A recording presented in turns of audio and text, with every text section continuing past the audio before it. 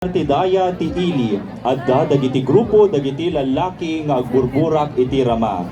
Maysa iti ragup ni Kalda, nakayawan na iti bangir ti karayan apaseten ti kabulalaan, dagiti grupo met ti babalasang amadama nga agkarkaradikat iti tukmem. Nasimgat dagiti mata ni Kalda, ditan ani ilansa ti imatang na ti balasang amanarimaan nga agdaldalos kadagiti tukmem iti sirop ti bulala. Nagawid da Kalda ngem ti imat di metlata ni imnas arupa ti balasang ti adda iti panunot na. Iti sumunong aldaw, pinadas da binalasiw ti karayan. Nagturong iti kabakiran dagiti bulala. Anya na siddaaw na agsipod tati agtartaray iti panunot na ket addan iti sangwanan na. Inawis na amapan agala iti itlog iti abuos. Ngem, anyan a kinadatdatlag ti naimatangan nilalaan. Ti balasang anakayawan ti puso na idi ti bangir akarayan. Nakita na nga adda dakkel arena ti abuos.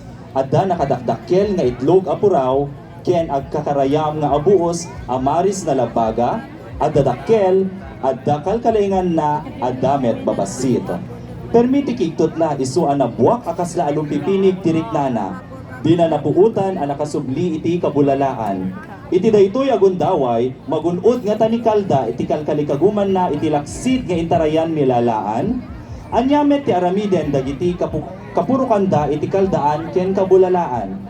Intayo nga rod imatangan dagiti mannala iti daytoy aragop, kadwaen tayo ida amang dalyasat iti karayan, anamungan ayan ti biag da Kalda ken lalaan.